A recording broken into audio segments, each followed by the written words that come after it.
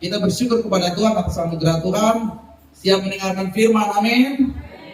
Saya mau membawa kita melihat kebenaran firman dan belajar dari tokoh-tokoh yang tercatat di dalam firman Tuhan dengan mengawalinya dengan sebuah cerita jenaka ya. Kalau dalam beberapa minggu terakhir yang menyimak kebenaran firman, yang mengikuti apa yang Gembala sampaikan, yang mengikuti channelnya Gembala juga ya di YouTube ya. Gembala biasa sering sharing di YouTube ya, bukan untuk cari uang ya, tapi untuk supaya bisa kembali dilihat, tapi juga kembali meneguhkan Gembala sendiri atas apa yang saya sampaikan. Karena sebagai manusia apa yang saya sampaikan juga seringkali saya lupa ya. Jadi alangkah baiknya menggunakan teknologi, memaksimalkan teknologi dengan baik untuk kebenaran firman ya. Yang setuju katakan amin. Amin ya. Kalau yang amin berarti siap like, subscribe, dan komen. Begitu kan? Anak zaman now biasa begitu ya, tolong like, subscribe, dan komen ya. Ya, kalau kita lihat seri pelayanan Gembala, seri firman yang Gembala sampaikan, bagaimana kita harus bijak dalam menyikapi hidup, bagaimana kita harus siap dalam melewati ujian, mengapa Tuhan mengizinkan badai terjadi, bagaimana kita harus mengerti kehendak Allah, bagaimana sikap hidup kita orang percaya seperti Mazmur 37 katakan, bagaimana kita juga memiliki sikap sebagai pengikut Kristus yang sejati. Bagaimana dan apa yang Tuhan katakan kalau minggu lalu hadir dan dengar serta ikuti khotbah saya. Bagaimana Tuhan mencari dan menyelamatkan yang hilang. Setiap kita yang terhilang karena dosa dan pelanggaran. Dan hari ini saya rindu membawa kita dengan sebuah pemahaman bagaimana sikap kita dalam mengambil keputusan, belajar dari 3 tokoh Alkitab yang tidak asing lagi dalam hidup ini. Dan saya mengawalinya dengan sebuah humor atau sebuah jenaka yang saya lihat di dalam catatan saya semenjak kuliah, dan humor ini cukup menggelitik, tapi juga ada pesan-pesan penting yang berharga untuk kita. Nah, dalam sebuah kisah ada seorang ibu ya, seorang ibu yang masuk ke sebuah ruangan. Seorang ibu ini ada dalam kelemahan, ada dalam kesakitan, dan sakitnya sudah cukup lama. Dia datang dengan keletihan, dia datang dengan beban berat, dan ketika dia masuk ruangan dia bertanya kepada dokter, "Dok, apa yang salah dalam tubuh saya? Ya. Apa yang terjadi dalam tubuh saya?" Ya. Kemudian ada jawaban yang berkata, "Nyonya, ibu, ya, yang salah pada tubuhmu adalah karena Anda terlalu gemuk. Pupur atau bedak ya. Bedak Anda terlalu tebal, lipstik Anda terlalu merah, rambut Anda perlu kembali dicat supaya makin baik. Ya. Dan ada satu lagi." Ibu itu dengan serius mendengar apa yang menjadi saran orang yang ada di depannya. Suara itu berkata, "Yang terakhir, Anda salah masuk ruangan. Karena ruangan dokter ada di sebelah. Saya hanya pengantar koran ya." Ibu ini kemudian dengan muka yang merah, marah juga salah ya. Mau buat apa karena sudah terlanjut ya, karena dia yang salah masuk ruangan. Padahal ruangan dokter ada di sebelah. Mungkin karena dia terlalu capek, terlalu sakit, dan dia ingin supaya mendapatkan diagnosis dokter yang benar. Rupanya dia masuk ke ruangan pengantar koran ya. Nah, ini cerita yang ada, yang juga biasanya terjadi dalam hidup kita, Bapak Ibu, saudara-saudari yang saya kasih dalam Yesus Kristus.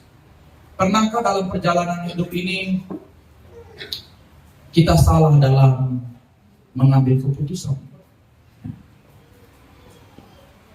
Sebagai manusia yang penuh dengan keterbatasan, sebagai manusia yang sudah jatuh dalam dosa, dan kita ada dalam kelemahan, tentu banyak kali, tentu pernah ya, mau sedikit atau banyak ya, pastinya kita pernah salah dalam mengambil keputusan. Dan kadang-kala kita menyesal atas apa yang kita lakukan, atas setiap keputusan yang kita ambil. Dan hari ini saya mau katakan bahwa Tuhan melalui firman-Nya memberikan petunjuk tentang bagaimana kita bijak dalam mengambil keputusan melalui kisah-kisah yang ada di dalam Alkitab. Ada beberapa cerita firman Tuhan yang menunjukkan bahwa mereka itu salah dalam mengambil keputusan. Bahkan ketika mereka ada kesempatan untuk berlaku yang benar atau mengambil keputusan yang benar, mereka masih tetap salah. Beberapa tokoh ini dalam Alkitab, mereka mengambil keputusan yang salah. Dan dari kisah ini juga mereka diceritakan menerima konsekuensi atas keputusan yang mereka ambil. Ya. Ada yang masih bisa diperbaiki. Dan bahkan ada pula yang tidak dapat lagi diperbaiki tanpa campur tangan Tuhan. Kisah-kisah tokoh Alkitab ini biarlah menjadi pelajaran yang berharga kepada kita. Bagaimana kita mengambil keputusan yang benar di dalam menjalani hari-hari hidup ini. Kisah yang pertama, seorang yang tidak asing, seorang yang gagah perkasa, walaupun badannya mungil, walaupun dipandang sebelah mata di tengah keluarga. Tahu kisah itu siapa dia? Guru-guru sekolah minggu. Ya? Daud, Ibu Maria, saya rekomendasikan jadi guru sekolah minggu. Guru sekolah minggu terhadap suara Ibu Maria yang tahu suara ini ya. Dia adalah Daud. Ya. Daud ini adalah orang yang dipilih Tuhan. Dia orang yang berkenan di mata Tuhan, berkenan di hati Tuhan. Daud yang dipilih di antara saudara-saudaranya. Bahkan Kisah Para Rasul pasal 13 ayat 22 dikatakan bahwa setelah Saul disingkirkan, Allah mengangkat Daud menjadi raja mereka. Tentang Daud, Allah telah menyatakan, aku telah mendapatkan Daud bin Isai, artinya Daud anaknya Isai, seorang yang berkenan di hatiku dan yang melakukan segala kehendakku. Daud orang yang berkenan di hati Tuhan. Daud orang yang dipilih dan diurapi Tuhan. Tetapi Daud juga tidaklah sempurna hidupnya. Ia pun pernah salah dalam mengambil keputusan yang membuatnya mengalami masalah, yang membuatnya mengalami konsekuensi yang harus diterimanya. 2 Samuel pasal 11 ayat 1. Mari kita lihat kisah ini bersama-sama. Kisah yang mana Daud mengalami sebuah tantangan hidup karena keputusannya yang salah. Dia mengalami konsekuensi atas perbuatannya karena ada keputusan yang salah. Firman Tuhan katakan dalam 2 Samuel pasal 11 ayat yang pertama. Pada pergantian tahun, pada waktu raja-raja biasanya maju berperang. Garis bawahi, raja-raja biasanya maju berperang. Tapi Daud telah pergi berperang. Daud justru menyuruh Yoab Dan waktu Daud tidak maju berperang seperti biasanya, seperti yang raja-raja lakukan, seperti ketetapan dan apa yang menjadi peraturan, disitulah iblis mengambil celah. Ketika Daud salah mengambil keputusan, disitulah sekali lagi Daud mengalami godaan. Dan rupanya waktu dia berjalan-jalan di atas suatu istana, ya, tampak kepadanya seorang perempuan yang sedang mandi. Dan disitulah iblis mengambil kesempatan untuk menjatuhkannya dalam masalah dan dosa. Karena apa? Karena keputusan yang salah, ya. Karena keputusan yang keliru, dia mengalami masalah, dia mengalami dosa, dia jatuh dalam hawa nafsu. Bahkan waktu dia sudah mencari cara, dia punya kekuasaan, dia sudah mencari cara untuk istri dari perempuan yang dilihatnya ini, yakni Batseba, ya. Istri Uria yang namanya Batseba, ya. Suaminya di Uria yang adalah prajurit yang setia.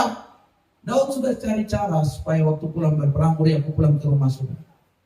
Padahal tidak tahu hal kalau Batseba sudah mengandung dari hasil hubungan yang salah dengan Daud. Tapi rupanya Tuhan tidak berkenan untuk Uria ini dia pulang. Uria setia. Bahkan Uria tidur di depan pintu istana bersama dengan hamba tuannya. Kisah ini dengan jelas menceritakan bahkan karena kehabisan akal, Daud akhirnya memerintahkan Uria untuk berperang dan ditempatkannya di barisan paling depan. Supaya apa? Supaya Uria mati. Supaya Daud dengan leluasa dapat mengambil Batseba yang adalah istri daripada Uria orang Heti itu untuk menjadi miliknya. Dari sisi manusia, keputusan yang dia ambil mungkin benar pada waktu itu, tapi akhirnya waktu Daud kira dia sudah lolos karena suaminya Batseba ini, Uria sudah mati, rupanya Tuhan mengutus Nabi Nathan. 2 Samuel pasal 12 dikatakan bahwa Nathan yang adalah Nabi Tuhan diutusnya untuk menegur, mengingatkan dan menyatakan kesalahan daripada Daud. Daud mengalami konsekuensi, ya.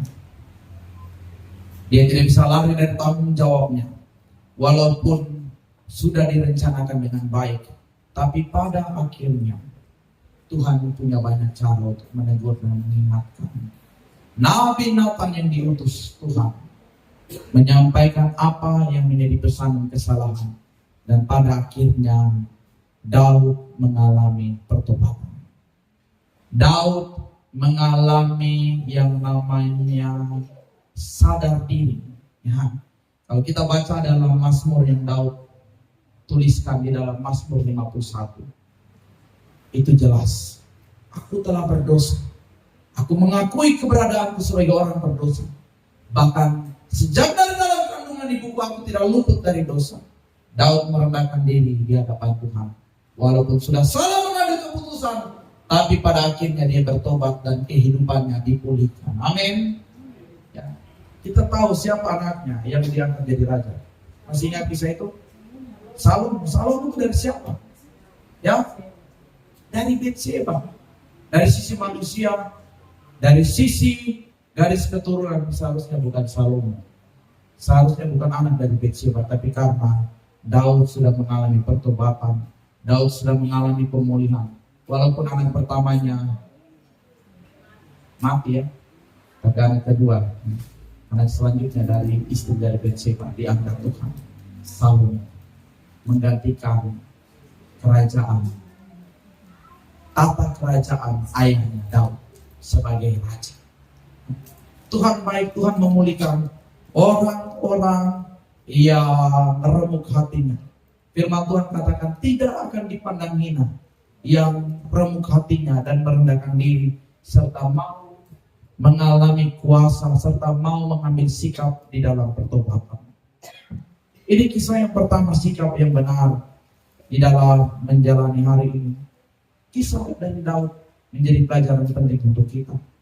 Selanjutnya ada kisah dari seorang yang bernama Salomo. Lanjut lagi anak. Salomo kita tahu bersama bahwa dia adalah seorang yang kita kenal dengan raja yang penuh dengan kebijaksanaan. Dalam 1 Raja-Raja pasal 3 ayat 9, waktu Salomo berjumpa dengan Tuhan dalam mimpi, Salomo meminta pengertian untuk membedakan antara yang baik dan yang jahat, untuk menghakimi umat yang besar dalam menggantikan ayahnya Daud sebagai raja. Dan Tuhan mengaruniakan kepadanya hikmat. Dia dikenal sebagai raja yang penuh dengan kebijaksanaan. Namun Salomo juga pernah salah mengambil keputusan, salah menggunakan kebijaksanaan dan hikmat yang daripada Tuhan. Dan dia salah menikah dengan banyak wanita yang tidak mengenal Tuhan. Padahal dalam Ulangan pasal 17 ayat 17, Tuhan sudah berfirman. Coba baca Ulangan 17 ayat 17.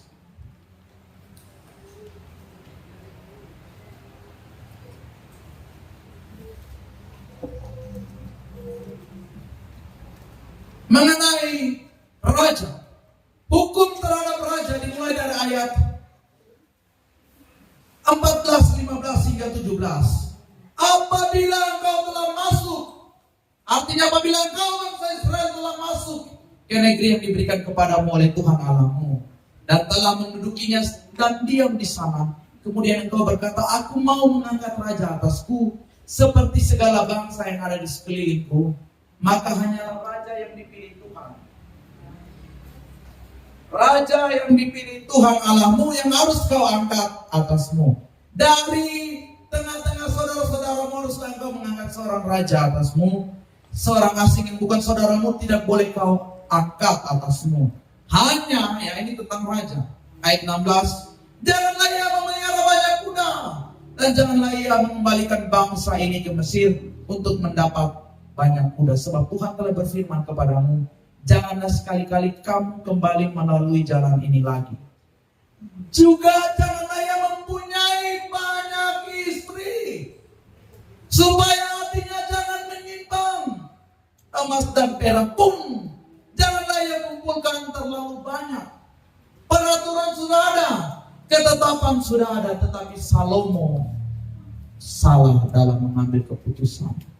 Walaupun dia dikenal dengan raja yang penuh dengan kebijaksanaan, dia dikenal sebagai orang berhikmat, tetapi Salomo mengambil keputusan yang salah, dan keputusan itu menyeretnya jatuh ke dalam dosa. Kita bisa baca dalam 1 Raja-Raja pasal 11 ayat 1 hingga ayat yang ketiga. Dia tidak lagi mengindahkan apa yang menjadi ketetapan dan perintah Tuhan. Salomo diberkati dengan kebijaksanaannya, namun tidak menggunakan kebijaksanaannya itu untuk memilih pasangan. Kalau orang Jawa bilangnya dia teledor, pasti bilang takabur, takaruan ya. Pada akhirnya Salomo jatuh dan pemerintahannya goyah karena keputusannya yang salah. Tapi syukur kepada Tuhan, di akhir hidupnya Salomo mengambil keputusan, menyadari kesalahan dan dia bertobat. Apa buktinya? Itu tercatat di dalam kisah yang ia tuliskan dalam pengkhotbah. Segala sesuatu adalah apa?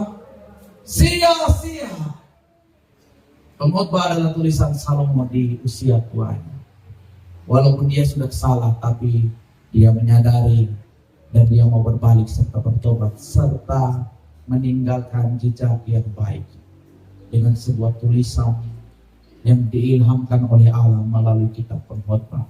Kitab Pengkhotbah adalah menyadarkan kita betapa berharganya hubungan kita dengan Tuhan, betapa berharganya Tuhan di dalam hidup kita, melebihi apapun juga, melebihi hikmat, melebihi harta kekayaan, melebihi masa permata, bahkan melalui pengetahuan, melebihi segalanya. Melalui hikmat pun tidak ada taranya dibandingkan apa yang menjadi ketetapan Tuhan. Bahkan nasihat untuk anak-anak muda dalam kitab Pengkhotbah dikatakan bahwa bersukacitalah pada masa mudamu, tapi ingat, Tuhan akan menghadapkanmu kepada pengadilan untuk mempertanggungjawabkan apa yang engkau buat. Ya. Dalam pasal terakhir di kitab Pengkhotbah, pasal 12. Ya. Bahkan untuk orang-orang pintar pun, orang-orang berhikmat, Salomo katakan, banyak membuat buku adalah sia-sia. Bukan berarti tidak boleh buat buku, itu dosa. Buat buku boleh. Tapi ingat, dengan Tuhan itu lebih utama. Ini pelajaran yang berharga dari kehidupan Salomo. Yang terakhir, ya, dari tokoh yang juga kita sudah tahu bersama, dan ini juga dinyanyikan oleh anak sekolah minggu. Sebuah lagu yang berkata, Yunus di perut ikan, pom cuap. Guru-guru sekolah minggu nanti latih anak-anak sekolah minggu lagu ini. Ini lagu lama yang gembala dulu dengar dan nyanyikan sering di Nabire dulu ya. Yunus juga pernah salah dalam mengambil keputusan ketika Tuhan memintanya, ketika Tuhan memutusnya untuk pergi ke Niniwe dan memberitakan tentang pertobatan atas kejahatan orang-orang di Niniwe. Dia mangkir, buat jalan baru. Dengan pemikirannya, dia tidak mau menuruti apa yang menjadi ketetapan Tuhan. Yunus pakai kapal untuk melarikan diri ke Tarsis. Namun cara Tuhan, kehendak Tuhan, dan waktu Tuhan tidak pernah salah dan terlambat. Kita boleh lari dari Tuhan, tapi Tuhan punya banyak cara untuk mengembalikan kita kepada jalur dan relnya serta kebenarannya Tuhan. Amin. Tuhan mengirim ikan besar, Tuhan mengirim badai yang membuatnya harus menerima undian untuk dibuang di tengah lautan. Dan di dalam perut ikan, kata firman Tuhan ya, bukan ikan paus ya, guru-guru sekolah minggu ajar sekarang, ikan yang besar ya, tidak dicatat ya ikan paus. Mungkin guru-guru sekolah minggu tafsir karena ikan besar itu ikan paus ya. Sekarang kan orang pikir ikan besar itu ikan paus ya, tapi Alkitab katakan ikannya tidak ada jenisnya. Nanti dosen perikanan bisa jelaskan ikan paling besar di sepanjang sejarah itu ikan apa ya. Ya, dalam perut ikan, dalam keadaan terdesak, dalam keadaan kesesakan, dalam keadaan yang penuh dengan penderitaan, Yunus mengalami pertobatan. Yunus berdoa dan menyesali apa yang diperbuatnya, sehingga Tuhan berkenan. Dan akhirnya ya dengan cara Tuhan yang tidak perlu naik kapal, ikan yang besar itu yang menelan Yunus kemudian memuntahkannya bukan di negeri yang lain. Yunus kok pakai kapal mau pergi cari jalan yang lain, Tuhan kirim kapal ikan besar. Haleluya. Dalamku untuk bawa kembali ke Niniwe, ke tempat tujuannya Tuhan. Haleluya. Jangan lari dari Tuhan. Jangan sampai Tuhan kirim ikan besar untuk telan kita baru kirim ke cara Tuhan. Amin.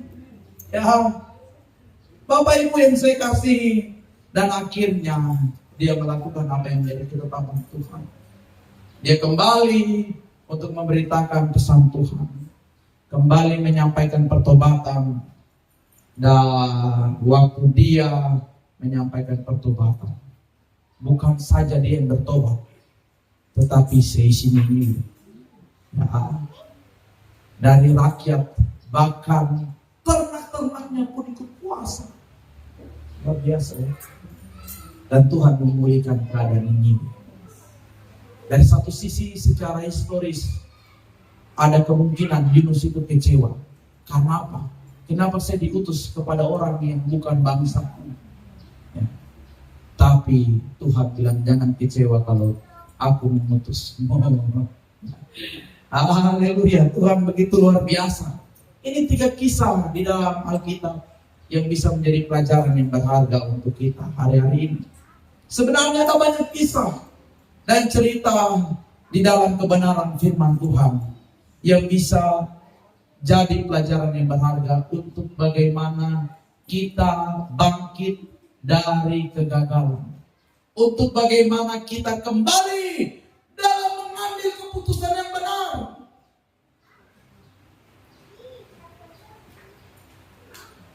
Pelajaran berharga untuk kita hari ini. Sadar bahwa anugerah Tuhan masih cukup. Sadar bahwa ketika masih ada kesempatan untuk hidup, itu berarti Tuhan masih mau mengizinkanmu untuk mengalami dan terus diperkenankan Tuhan untuk hidup di dalam kebenaran. Miliki sikap yang benar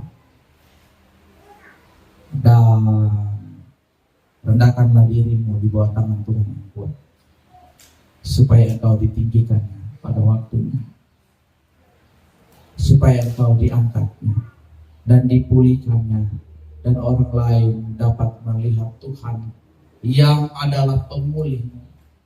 Orang lain melihat Tuhan melalui hidupmu, melalui keluargamu.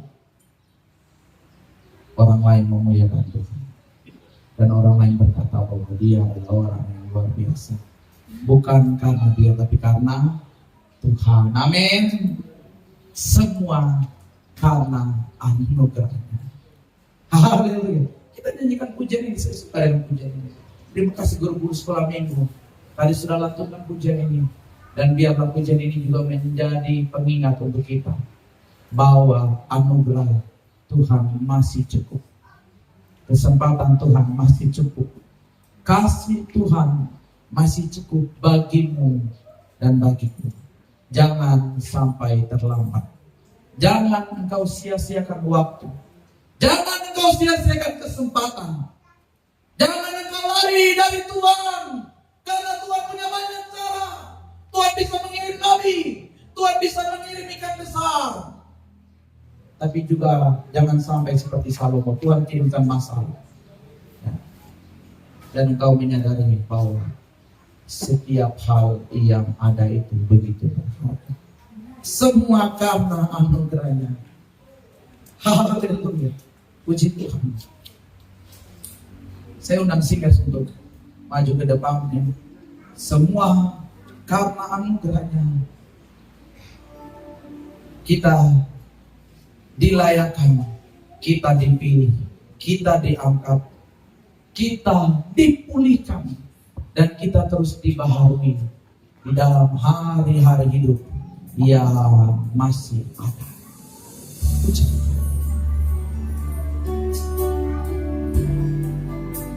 Terima kasih. Terima kasih Tuhan untuk kebenaran firman-Nya. Kami lemah, kami berdosa, kami banyak kali salah dalam mengambil keputusan. Ampuni kami. Terima kasih kalau ada kesempatan hari ini. Terima kasih itu berarti Tuhan masih mau membuat hidup kami lebih indah dan berharga. Tuhan masih mau mengangkat hidup kami, keluarga kami, anak-anak kami. Yes. Tuhan, Engkau dahsyat. Aku sudah selesai berbicara. Suara apa? Suara apa, Pak? Tapi suara Kudus tidak pernah terbatas. Suara Kudus tidak dapat dibendung.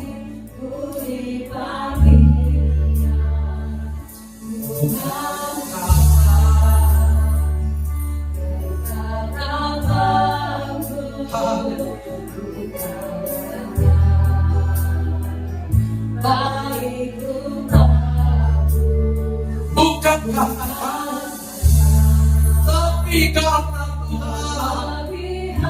Terima kasih untuk anugerah yang besar. Kami hanyalah Tuhan. Haleluya.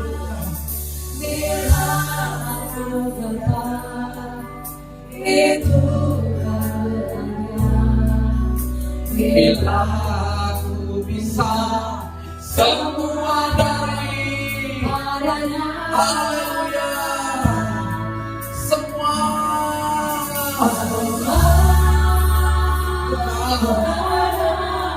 hamba mohon surah Roh-Mu yang kudus ada atas setiap kami. Pulihkan kami, anggap kami, bawahi hidup kami. Biarlah kisah Daud, kisah Salomo, dan kisah Yunus menjadi pelajaran berharga untuk kami hari ini.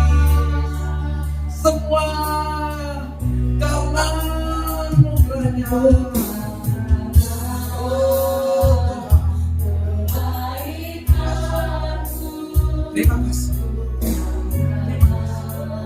Bapak Ibu umat Tuhan, jangan lihat samping kiri kanan. Tutup kedua matamu dan rendahkan dirimu di bawah Tuhan. Di bawah tangan Tuhan yang kuat. Taruh tangan di dadamu dan katakan, Tuhan, saya mau dipulihkan. Saya mau dipakai oleh-Mu. Saya mau dibawa. Saya mau diangkat. Haleluya. Terima kasih.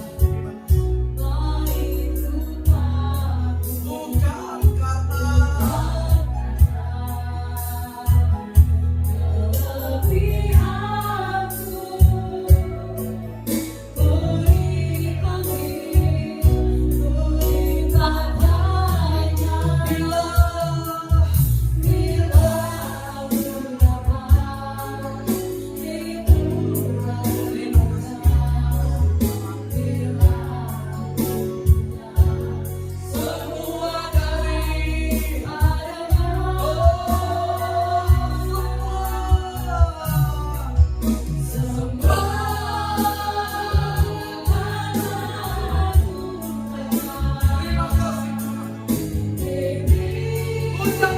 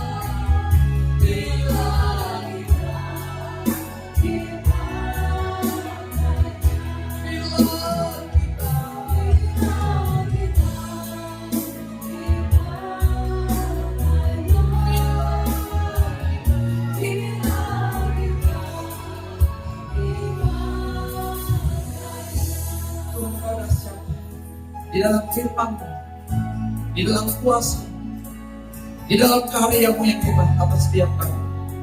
Kami percaya ini karya-Mu Tuhan. Ini waktu Tuhan. Ini cara Tuhan. Ini kehendak Tuhan. Untuk kami makin dipulihkan. Untuk kami makin dibaharui. Terima kasih untuk perbuatanmu yang besar. Hamba sudah selesai berbicara. Namun hamba percaya Tuhan tidak akan selesai dalam hidup kami. Terus berperkara, terus menyatakan kuasa dan kemenangan. Tarik dan rebut kami kembali dari kesalahan dan lumpur dosa kami. Dari sikap yang salah, kami percaya hidup kami dipulihkan, keluarga kami dipulihkan, anak cucu kami diangkat untuk menjadi kepala dan bukan menjadi ekor, untuk tetap naik dan menjadi orang-orang perkasa di bumi. Dan firman-Mu digenapi bahwa anak cucu kami tidak akan meminta-minta. Haleluya. Terima kasih. Terima kasih. Kami bersyukur untuk firman-Mu. Amin.